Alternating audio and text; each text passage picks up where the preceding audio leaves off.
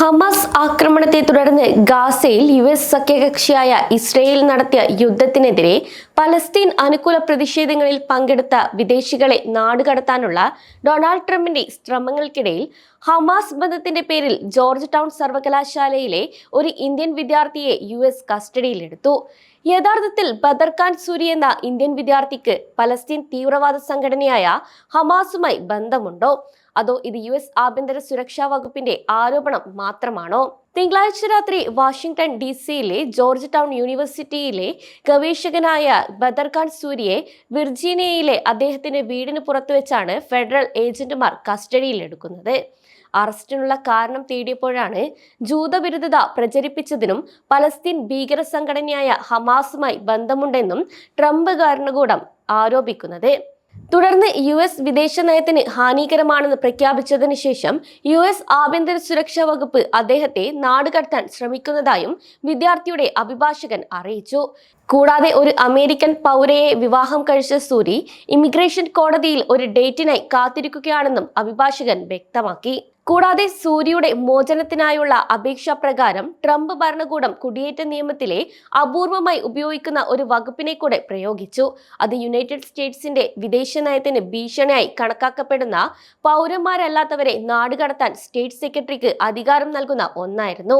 കൂടാതെ Fox news access ചെയ്ത DHS പ്രസ്താവനയിൽ നിലവിൽ കസ്റ്റഡിയിലുള്ള ഇന്ത്യൻ ഗവേഷകന്റെ പ്രവർത്തനങ്ങൾ തന്നെയാണ് അദ്ദേഹത്തെ നാടുകടത്താൻ നിർബന്ധിതനാക്കിയത് എന്ന് സ്റ്റേറ്റ് സെക്രട്ടറി മാർക്കോ റൂബിയോ അഭിപ്രായപ്പെട്ടു.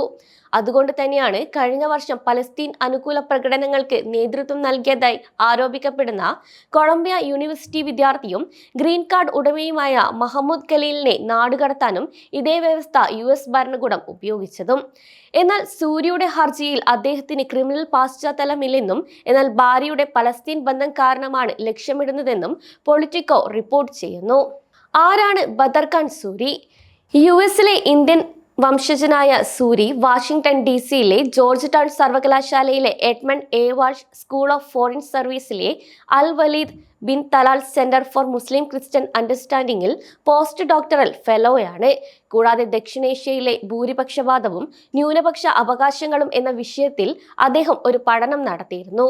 ജോർജ് ടൗൺ സർവകലാശാല വക്താവിന്റെ പ്രസ്താവന പ്രകാരം ഇറാഖിലും അഫ്ഗാനിസ്ഥാനിലും സമാധാന നിർമ്മാണത്തെക്കുറിച്ചുള്ള ഡോക്ടറൽ ഗവേഷണം തുടരുന്നതിനായാണ് സൂരി US വിസ നേടിയതെന്നാണ് വ്യക്തമാക്കുന്നത്.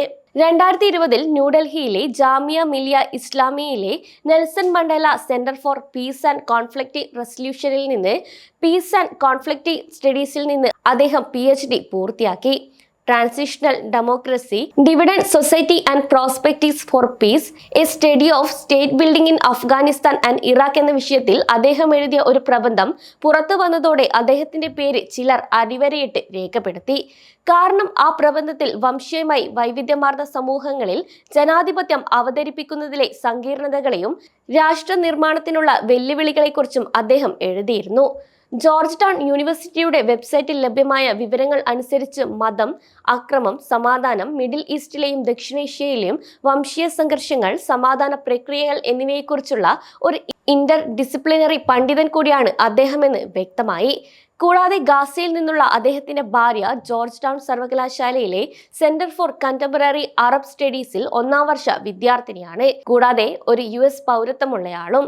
എന്നാൽ ഇപ്പോൾ ഹമാസ് പ്രചരണം സജീവമായി പ്രചരിക്കുകയും സോഷ്യൽ മീഡിയയിൽ ജൂതവിരുദ്ധത പ്രോത്സാഹിപ്പിക്കുകയും ചെയ്തു എന്നാണ് ഹോംലാൻഡ് സെക്യൂരിറ്റി വ്യക്തമാക്കുന്നത്. കൂടാതെ സൂരിക്ക് ഹമാസിന്റെ മുതിർന്ന ഉപദേഷ്ടാവായ ഒരു വ്യക്തിയുമായി അടുത്ത ബന്ധമുണ്ടെന്ന് 2025 മാർച്ച് 15 സ്റ്റേറ്റ് സെക്രട്ടറി ഒരു തീരുമാനം പുറപ്പെടുവിച്ചു. എന്നാൽ അത് സത്യമാണോ എന്നത് തീരുമാനിക്കുന്ന മുൻപ് തന്നെ സൂര്യയെ NIA സെക്ഷൻ 237A 4C പ്രകാരം അദ്ദേഹത്തെ നാടുകടത്താൻ വിധിച്ചു. അതേസമയം സൂര്യയുടെ അഭിഭാഷകനായ ഹസൻ അഹമ്മദ് തന്റെ ഹർജിയിൽ സൂര്യയുടെ ഭാര്യയുടെ പലസ്തീൻ പൈതൃകം കാരണവും അദ്ദേഹവും ഭാര്യയും ഇസ്രയേലിനോടുള്ള US വിദേശ നയത്തെ എതിർക്കുന്നുവെന്ന് സർക്കാർ സംശയിക്കുന്നതിലുമാണ് ശിക്ഷിക്കപ്പെടുന്നതെന്നാണ് വ്യക്തമാക്കുന്നത്. കൂടാതെ സൂര്യയെ വിർജീനിയയിലെ ഒരു തടങ്കൽ കേന്ദ്രത്തിലേക്ക് കൊണ്ടുപോകുകയും തുടർന്ന് ടെക്സസിലെ ഒരു തടങ്കൽ കേന്ദ്രത്തിലേക്ക് മാറ്റുമെന്നും വ്യക്തമാക്കുന്ന ചില റിപ്പോർട്ടുകളും നിലവിൽ പുറത്തു വരുന്നുണ്ട്.